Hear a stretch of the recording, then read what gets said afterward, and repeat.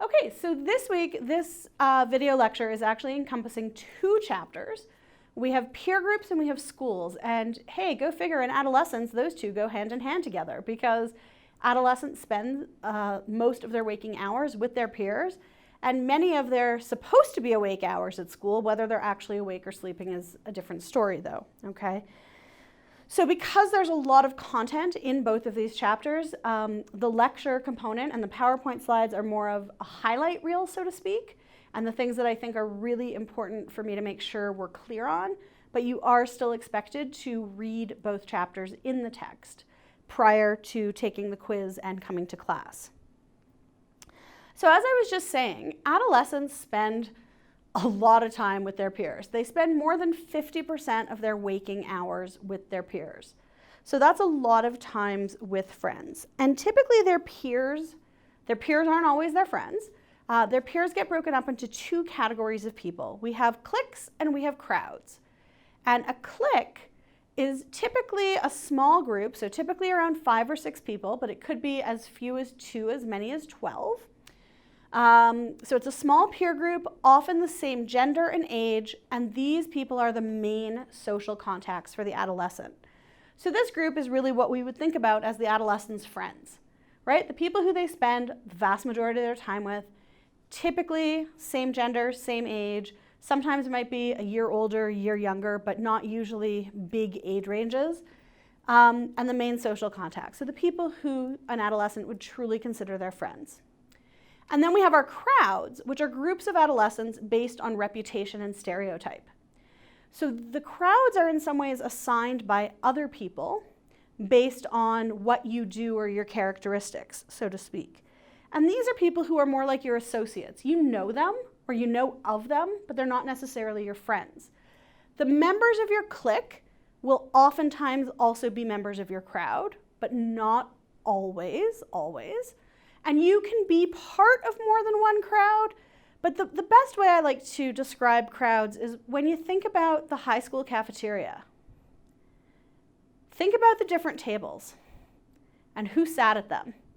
And was it always the same people sitting at the same tables? And those were oftentimes crowds. If someone came into a high school and didn't know where to sit, but they were on the football team, they would look for the other guys wearing the Letterman jackets and carrying around their football helmets. And they would be like, yeah, I guess I go sit with the football people, right? Or someone who is really introverted and likes to read a lot and keep to themselves would look for the table where everybody was holding a book, right? So we kind of can figure out those crowds. I know certainly, I'm thinking about my own high school experience, there were definitely, like, you knew which table the theater kids were at, you knew which table the jocks were at, you knew which table the popular kids were at, right? That was all laid out in the cafeteria, and that's often what we're talking about in terms of our crowds.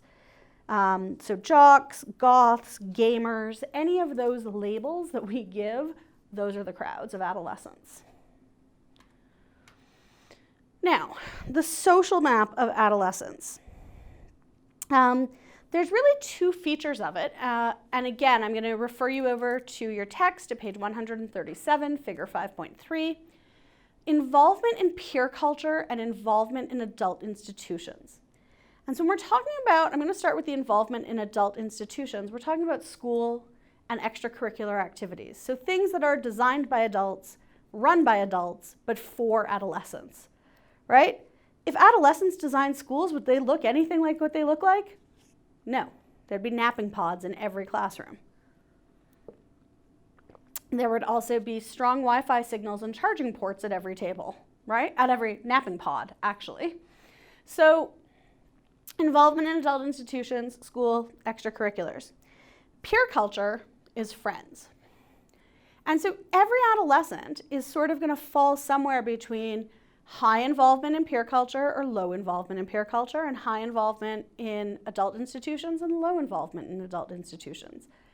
And oftentimes that's going to help define who they're friends with, how they spend their free time, how they spend their time that they're supposed to be in school, right? So adolescents who are low in involvement in adult institutions and high in involvement in peer culture may be what we call a gang of juvenile delinquents who don't go to school.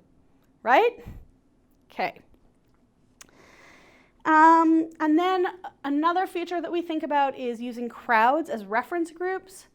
The nature of the crowd will influence the adolescent's behavior, activities, self-conceptions, and opinions about others. And I feel like for this chapter, for this combination of chapters, for peer groups, or peers, and schools, there were so many amazing movies I could have assigned.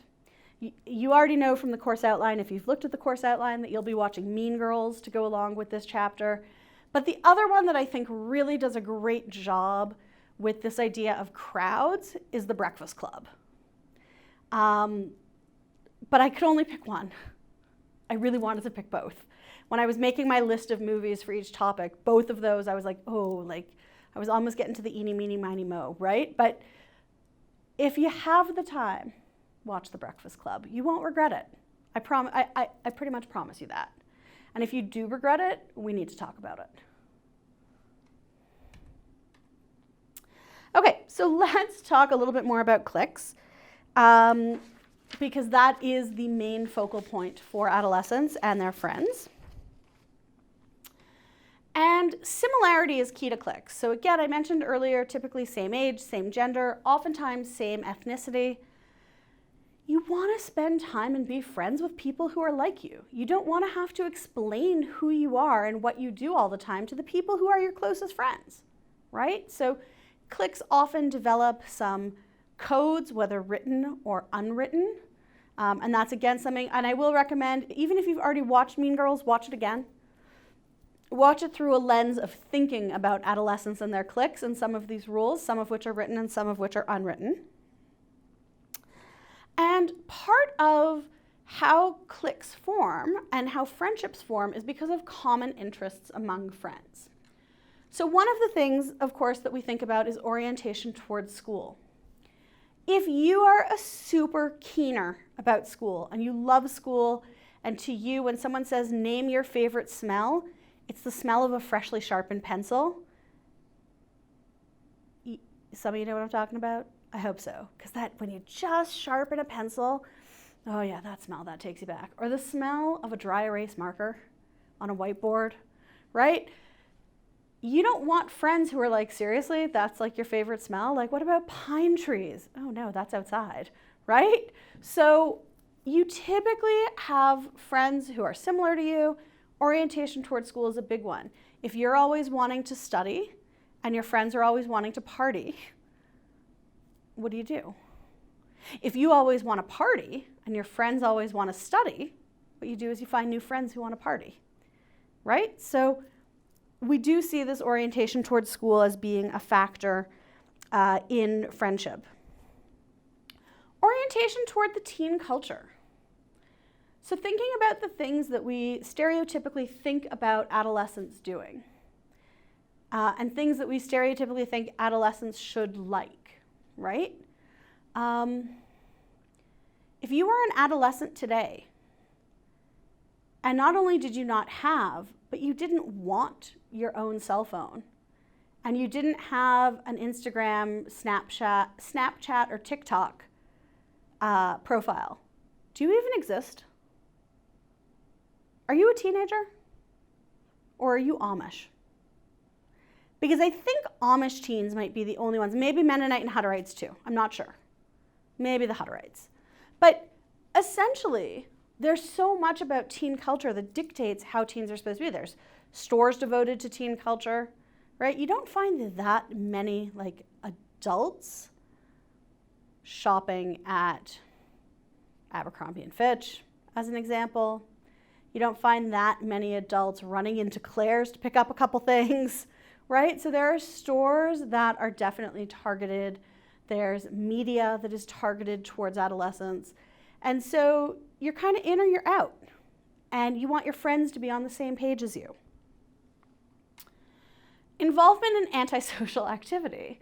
So this isn't just like, no, I don't like people. This is like the antisocial activity that is harmful to the community. So this is things like people who break the law, so shoplifting, vandalism, drinking and driving, things like that, right? And there's breaking the rules, and then there's breaking the rules, right? So one of the things that maybe we'll talk a little bit about in discussion is what some of these antisocial activities could be, and sort of where we draw the line on like, okay, we kind of accept, and I would say very much in Canadian culture, we kind of accept that people are likely, and again, I'm going to use 18 as our age because we're in Alberta, but adolescents are going to drink before the age of 18. Okay? That's not antisocial activity necessarily. That's pretty much a norm. The question is, how much are they drinking? How often are they drinking? And what are they getting up to when they're drinking? Right? And we could do that. We could substitute drinking for marijuana use at this point, right? Because marijuana is now legal for personal use as long as you're over the age of 18 and you buy it from a provincially controlled dispensary as opposed to black market where allegedly it's cheaper. So that's not necessarily antisocial activity, but it's the what happens next, right? How often? What do you do while you're intoxicated? What do you do to obtain the substance that you're choosing? And that might be. So this might be something we'll come back to in discussion. And then we also have to consider the role of parents. Parents can sometimes play like a managing role in terms of who you're friends with. So some of you may have had the experience of really wanting to be friends with someone and your parents were like, yeah, no. And your parents made it really difficult for you to be friends with them. They were someone who was not welcome at your house and you were not permitted to go to their house. And in fact, they actively discouraged you from hanging out with that person.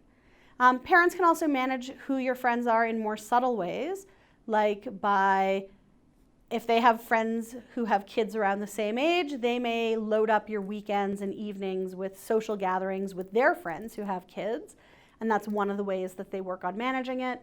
They can also manage your access to friends who they don't want you to have by imposing curfews and strict rules about when you can and can't socialize and where. But sometimes, because of conflict with parents, that then drives an adolescent towards people they know their parents would disapprove of, right? So that's another factor at play. So parents definitely can play a role in sort of shaping and managing who they want their adolescent to be friends with in terms of access, but they can also drive their children, their adolescents, to becoming friends with people who they would not approve of, would not want in their home, who they know are getting up to no good, but simply through conflict with their adolescent. Now, the other question that always comes up when we talk about this is this similarity between friends selection or socialization? So is it that you know who you are and what you like and you select friends who are exactly like you?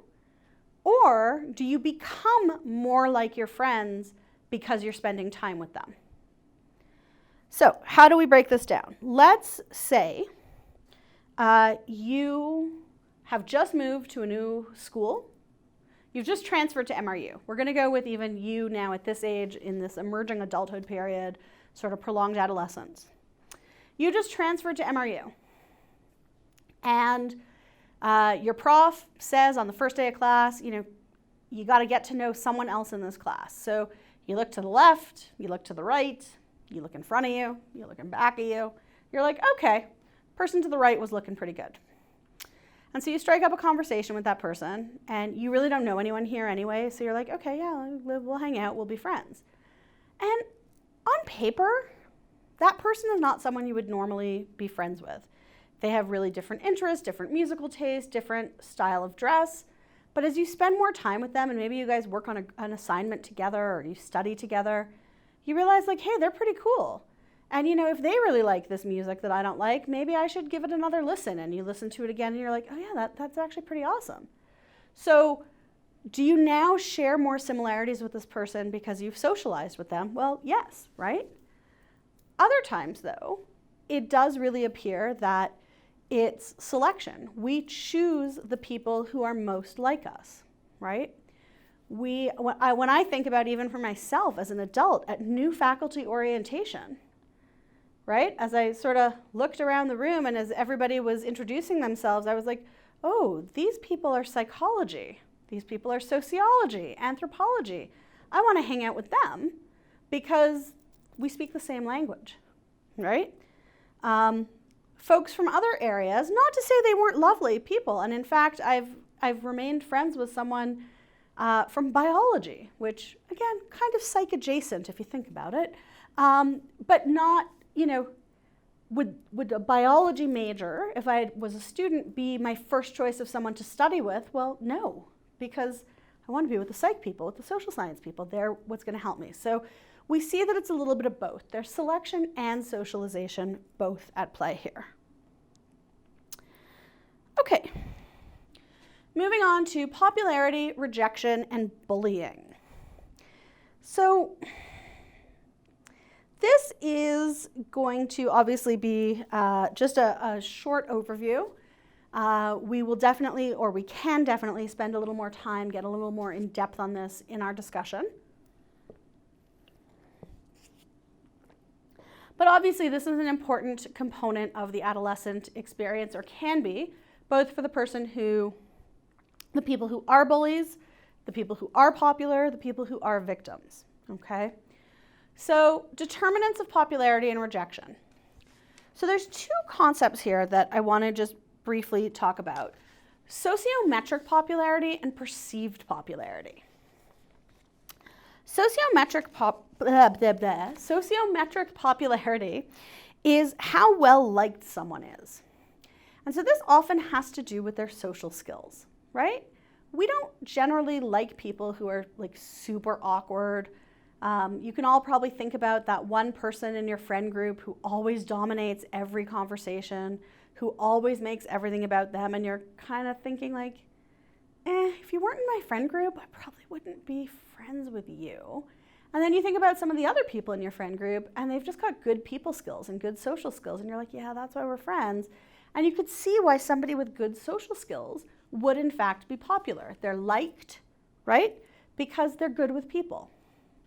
Perceived popularity has to do with how much status or prestige someone has. And it's unclear what's going to cause that. A lot of that is going to depend on the culture and what the norms are, right? So depending on how you're oriented, so I'm going to take, we have two adolescents who are 16 years old, and they have been gifted cars for their 16th birthday. And they each drive up to school the next day with their new to them cars. One of them is, just trying to think. I don't know whether this would be cool or not to adolescents. It probably would be. It's a BMW X1. Okay, so it's the smallest of the BMW SUVs, but it's still a BMW SUV. The other person pulls up in like a 20-year-old car that had been their father's, who has since passed away, but their mom was saving that car for them for when they got their driver's license.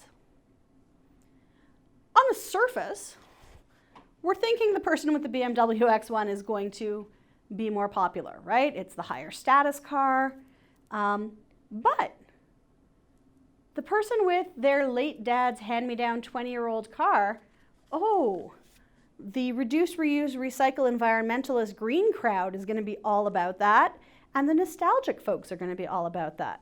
The people who are oohing and awing over the BMW are certainly not going to consider the person with the 20-year-old dead dad hand-me-down car to be popular, but the people who consider that person popular probably aren't thinking the person with the BMW X1 is all that popular either.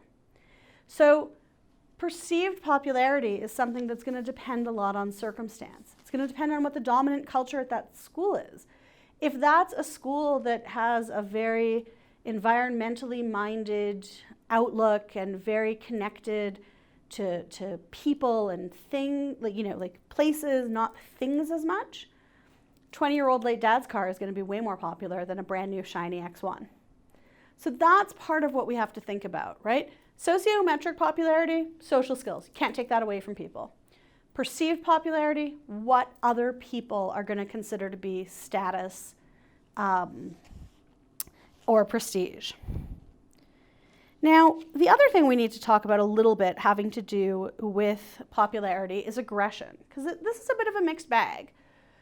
We would think that adolescents who are aggressive would not be popular, and yet sometimes they are, okay? And that confuses us because we think aggression, not great. So why would someone who is aggressive be popular? And it turns out that what's known as instrumental or calculated aggression leads to popularity. So somebody, and this is where again, oh my gosh, I'm just going to keep referencing all these other movies. The movie Cruel Intentions, okay, which is another great one, and go out and watch if you want. But if someone really plots out some aggressive acts, they may very well be popular.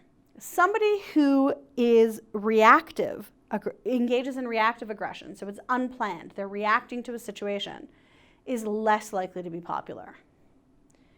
So even if you think about in 13 Reasons Why, which I know many of you have watched, and the last season that was like, what the heck, why are we even watching this? And then it got good.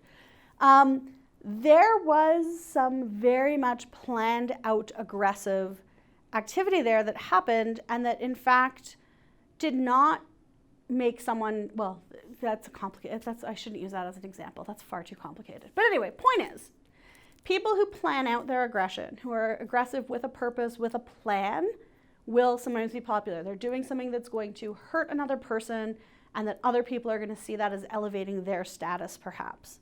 Whereas reactive aggression is just like, dude, control your temper. That's not cool. We don't like you. There's another type of aggression we need to talk about, which is relational aggression. And relational aggression is the trading card of adolescent girls. Okay? This is acts intended to harm another through the manipulation of their social standing and relationships. Adolescent boys engage in this too, but adolescent girls, oh, they are good, right? This is basically what happens. Girls are less likely to be physically aggressive, far more likely to be relationally aggressive, where they start rumors, they call someone and go, can you believe they did this? And it's like, what? Right? Bad-mouthing, rumors, picking on someone, all to affect their social standing and their relationships with other people. And so relational aggression is something else that you should be looking for when you watch Mean Girls. You will see some examples of that as well. Yeah, so as I said again, the whole, Carrie, look at your notes every now and then. Relational aggression is going to be more common than overt aggression in girls. Okay, bullies and victims. The impact of bullying, believe it or not, is variable. We know that certainly in most cases, there are negative consequences for the victim. Somebody who is bullied, who is picked on, who is made fun of, is likely going to have some negative impacts from a psychological standpoint at the very least. We know that bullies themselves oftentimes have some things going on for them on a psychological level that sort of leads them to bully other people. But what's interesting is people who are bullied actually do better when they see other people being bullied as well, especially by the same bully. And this takes a minute to wrap your head around, but it's like, if Sam is bullying Tom, and only Tom, so Sam has decided that Tom is going to be his victim for the year, and he's going to pick on Tom every opportunity. Tom feels terrible. Tom has all sorts of negative things happen. But if Sam picks on Tom, but also picks on Brady, and also picks on Owen, and also picks on Sally, and even picks on the assistant principal sometimes, suddenly Tom's like, okay. Like, yeah, it's not great that Tom picks on me, but like, hey, he picks on a lot of other people too, right? It's not something about me that Sam is picking on. Sam is just a bully. But when Sam is only picking on Tom, Tom is like, okay, what is it about me that Sam is picking on? And so if we kind of parallel this to The Simpsons for a moment, Nelson Muntz picks on everyone. And so in fact, sometimes all the kids who he bullies try to gang up and then pick on him. But they aren't like, oh no, Nelson picked on me, because everybody gets picked on by Nelson. It's when someone else decides to start bullying that it's like, hey, what now? Right? So that's kind of how we can think about that a little bit. And of course, in 2021, we can't not talk about cyberbullying. We know that cyberbullying has been less common than physical bullying. I think we're going to see a switch there as well, especially as we are in a pandemic and in the post-pandemic, as we do more things online, we'll probably see more cyberbullying. But cyberbullying persists later into adolescence and into adulthood. My God, this is why you don't read the comments, right? Like, you never read the comments on a post on social media because holy, the things that people say. And there's a lot of bullying. And I've even seen where people create fake pages for businesses to bully the actual business. So people make fake pages for people, they copy their information, they then go around and say all sorts of nasty things, and then they, oops, delete the account or disappear from the account, and you think it's the person, but it really wasn't. But people are doing this to businesses also. Cyberbullying is not a victimless crime. There are people who actually get hurt. There are businesses that get hurt, but it's also something that is way harder to deal with. It's much harder to have concrete proof without getting into like IP addresses and things like that. And it also can be more damaging in more areas. Okay, so now we're going to shift gears and talk about schools. So second part of our chapter is talking about schools. Of course, we've talked about the fact that peer groups spend a lot of time, adolescents spend a lot of time in their peer groups, in the schools. So I've gone ahead and combined it with this chapter. Now, the first thing you're going to, whoops, I've done that before today. Most of these first two sections is very US focused. This is a US textbook written by an American author. So the broader context of US secondary education and the social organization of schools is very, very US focused. It's still important for you to read for context and also to think about how things are different in Canada. I think that's a really valuable exercise there.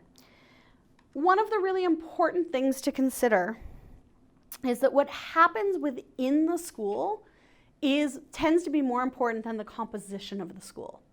So different jurisdictions do things differently. We have some schools that are K through 12. We have some schools that are K through 9 and then high school that's 10, 11, 12. We have some schools that are K through 6 and then like a junior high, 7 to 9, and then high school, 10 to 12. In Quebec, we like to do things totally differently. An elementary school is K through 6, high school is 7 through 11, and then you go to CEGEP for 2 years, and then your undergraduate degree is only 3 years instead of 4. Works out to the same number of years of schooling any way you slice it. It's just a different way of breaking it down. It's a different composition. But what happens in the school matters more. And when we talk about what happens in the school, we're talking about the teachers. We're talking about what subjects are offered, what enrichment opportunities there are, what services there are to support students. What are the teams like, right? So the high school that I went to, and I actually went to 2 different high schools. I changed over to the school that my brother went to for grades 10 and 11. But at the all-girls school that I went to for 7 through 9, you could only be on the sports teams if you were actually really good. Like, there were kids who went to like summer camps to improve their skills to be on those teams. And then when I transferred to the other school, they're like, you like basketball? I'm like, yeah. They're like, okay, want to be on the team? And I was like, what? Because I wasn't good enough for varsity at the all-girls school. I was on the exhibition team. But then when I switched schools, they're like, oh yeah, you want to be a starter? Yeah, go ahead. Like, right? So it was very different. That school was just about like, we just need enough bodies to field a team. We're probably never going to win a game, but if you're having fun, that's great. Okay, so a very different approach. So all those things are important, and more important than whether you're in a school that has kindergartners through 9th graders. Okay, in terms of the actual classroom climate, we have to talk briefly about teacher expectations and student performance. One of the things that you've undoubtedly heard about already is the self-fulfilling prophecy. So this is one of those things that happens where teachers get an idea in their head that a particular student is either going to do really well or really poorly, And that's going to be based on information that has been given to them, but not things they've seen firsthand. So again, I'll use myself as an example. My brother loved economics, all things math. He has made a career for himself in the banking industry. That's what he wanted to do from the time he was like 12, 13. Me, on the other hand, not so much, okay? And when I took economics in grade 11, I can still remember the teacher, and even though all the teachers at the school knew, first of all, Scherzer's not exactly a common last name. Most of the teachers knew that my brother and I were brother and sister. Most of them never said anything to me about being his sister. But the economics teacher looked at me one day upon handing me back a test with a less than favorable grade and said, "Are you really his sister?" And I was like, dude, yes. I don't care for your tone and I don't care for your class, right? That's pretty much what I was thinking. I didn't say that because I had a tiny bit more respect then. But he thought, you know, I'm the sibling of like his favorite economics student of all time, so I should be doing very well in this. But I didn't. I proved the self-fulfilling prophecy wrong. But if I had cared and I was doing poorly and I said, yeah, I know, it's not as easy for me as it is for my brother. If I had responded like that, I bet that teacher would have said, you know what, Carrie? Why don't you come see me after school? And he would have given me more help to make the self-fulfilling prophecy come true, to make me as good as he thought my brother was, because he really believed that I could be that good. On the other hand, he believed what was accurate, which was that economics was not something I had any desire to study, and I just needed to pass to get out of high school, okay? But it can also go the other way. So when a teacher is told by the teacher who had the student the year before, oh, that one's trouble, you're going to want to keep an eye on that one. Well, school year starts and teacher is keeping an eye on that one. And that one's doing some things that aren't great, but so's everyone else in the class. But the teacher's only looking at that one student because they've been told that's a bad student. So they're going to look for all the examples that support that that is a bad student. And the self-fulfilling prophecy goes in that direction. They've done studies where teachers are told this group of students are exceptionally bright, challenge them, help them, and they will continue to thrive. And this other group of students, well, we think their parents might have been siblings, right? Like they're definitely on the lower end of just get them through. And teachers either rise up or sink down. And the reality is those kids were not any different. There was nothing special about one group or the other. But the teachers were told there was, and so they worked within that. So that's something that we definitely have to be aware of in the classroom, and adolescents pick up on it. Adolescents pick up more so than children when a teacher is giving someone else extra help that they didn't ask for, or not giving them help when they ask for it. School violence is another thing we have to talk about. It is certainly more of a problem in the US, but Canada is not exempt. And so what's going to come up now, I'm not going to go to them now, but there's 2 links that I want you to check out. One of them is about school violence in Canada. One of them is about school violence in the US. And the big reason is to look at, you know, A, how this information is conveyed and also what the numbers are. And we can certainly talk about it during discussion, but I would recommend clicking on both of those links and just taking a look at that. But school violence obviously is a concern. It's something for me in particular as somebody who has done most of my advanced education in the US and taught in the US. And I think about it here as well, although it's less likely to occur. But you know, one of the things I often do is when I get into a classroom for the first time, I look around the room, and inevitably I look around the room and realize I'm the first person who the shooter shoots. Because in almost every classroom on this campus, when you walk in the door, you'll have the backs of students to you and the face of the instructor making eye contact with you. I'm dead. Where can I hide in here? Can I like crawl behind the screen? No, I can't, right? Can I crawl under the desk? Oh, like you're not gonna see me down there? So, I mean, I can step out of frame of the camera and make it tricky, but the reality is, like most other rooms on campus, there is nowhere to hide in here. There's one door in and out. There's no windows to jump out of. Also, how would we communicate? If there was a shooter on campus, how would that get communicated to everyone? Oh, sure, through the MRU emergency alert app. Guess what? My phone's on Do Not Disturb because I'm teaching, right? So I might see my phone flash at me, but I won't. I won't hear it make any noise. So school violence is something. It's certainly something I think about. It's something that I know every single school teacher, so elementary, middle, junior high, high school teacher thinks about, because we just don't know.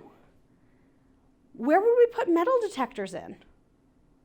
How many entrances and exits are there to this university? How many different things could somebody sneak in? Right? So again, not as much of a factor in Canada, but still a factor.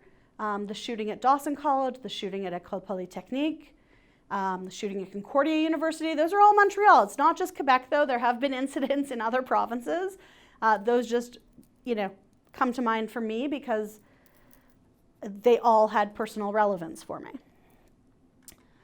Okay, and then thinking about your quiz, the answer to question 9 is B. As in bravo, you answered it correctly. The answer to question 9 on your quiz is B. And that takes us to beyond high school. So more and more people are going to college these days, in large part because of the demands of the job market. And so as a result, our high schools are really basically like a pre-college, pre-university training ground of sorts, right? We put a lot more emphasis into getting people ready for college or university than we do for getting ready for the workplace.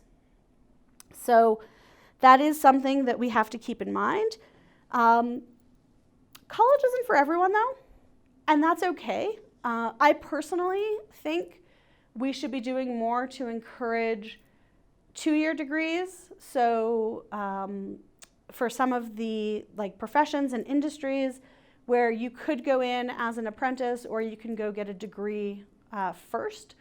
I think getting a degree is always going to be helpful. There's always going to be pieces that you can learn that you wouldn't necessarily learn on the job. And I think that, obviously I'm a big fan of higher education, post-secondary education, otherwise I wouldn't be here. But I think there's a lot of merit, and I think a lot of people dismiss 2-year colleges as well, no, I either want to go to a 4-year university or nothing. But let me tell you, a really good plumber probably makes more money than I do as a university professor who paid a lot of money to go to school for a lot of years. So if I had to do it all over again, would I consider going to SAIT and doing a 2-year degree? Very possibly, okay? Probably not, because I don't know that I'd really enjoy plumbing. But again, the idea being that we have to think about more than just traditional 4-year colleges. But of course, the job market, a lot of jobs require that you have a bachelor's degree. Doesn't matter what your bachelor's degree is in, you need a bachelor's degree. So what does that mean for the non-college bound? For the non-college bound, it means that things are tougher for them. Because society is more geared towards the college bound, we don't do a whole lot to support non-college bound kids in high school. Also, the type of jobs that people can get fresh out of graduating high school are typically not very technical. They're typically, we're talking about food service, retail, things like that. There might not be a whole lot of advancement potential. Certainly not a lot of challenge. People don't have a ton of skills, so they don't have a ton of employability.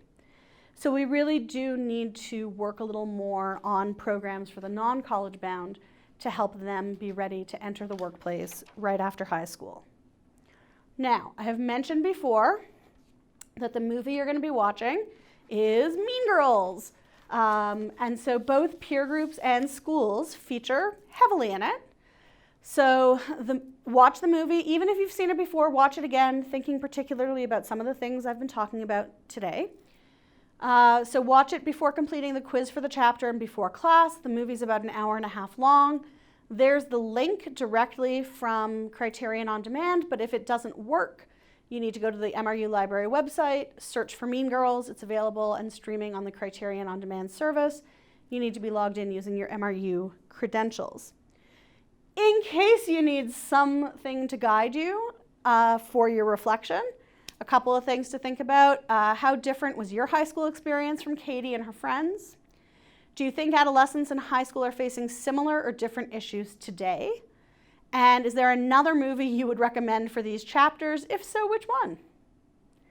And that takes us to the end of chapters 5 and 6.